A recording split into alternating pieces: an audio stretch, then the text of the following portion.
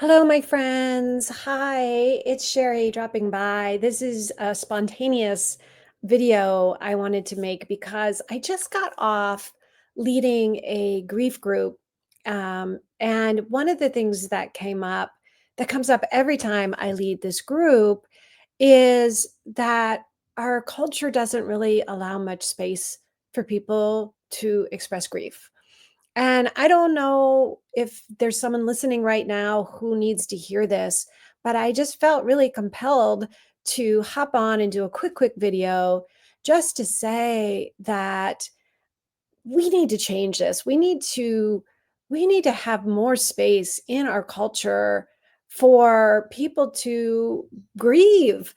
I can't tell you the number of people that I speak with frequently through these grief groups that I do who feel rushed in talking about someone that they love who has passed away, or who feel that it's not okay, especially like right now during the holidays, to show up somewhere and to be carrying grief. And I was so struck after I got off of this call about how ludicrous this is, that, every one of us, if we haven't lost someone that we love yet, that we will. And it's so important that we are supportive of each other. I saw something this morning and I just brought it to this group and I wanted to share it with anyone who might be watching this. It was a repost of something that Eliza Grace, I want to give her credit because I think it's her artwork and her words, but it was reposted by Adam Grant. And do you see those three jars? So what Eliza wrote was, the grief doesn't go away, the grief doesn't shrink, the grief stays, and we grow.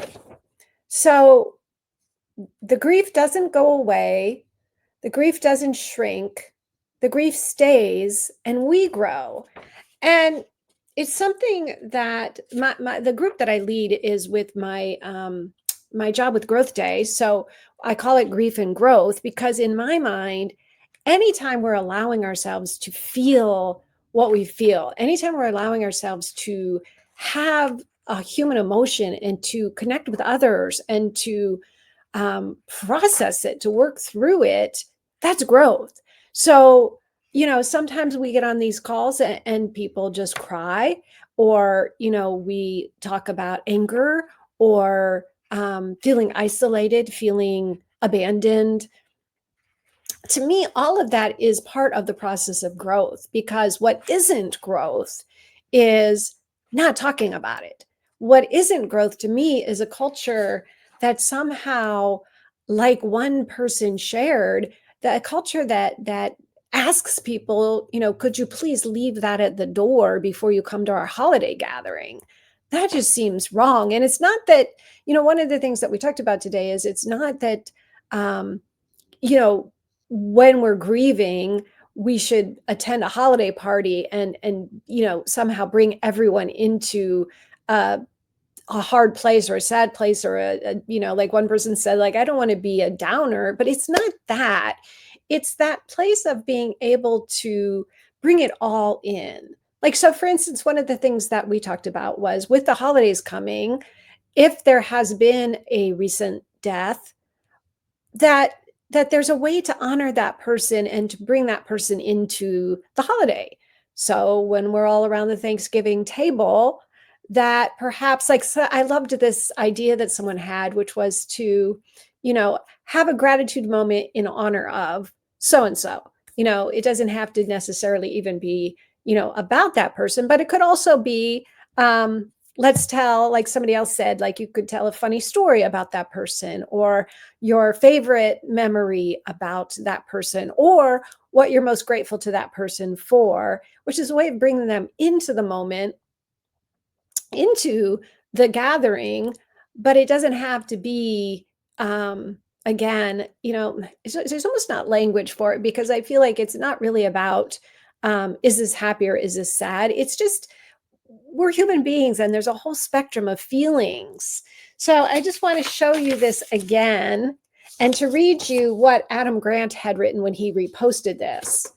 He said, "Closure is a myth.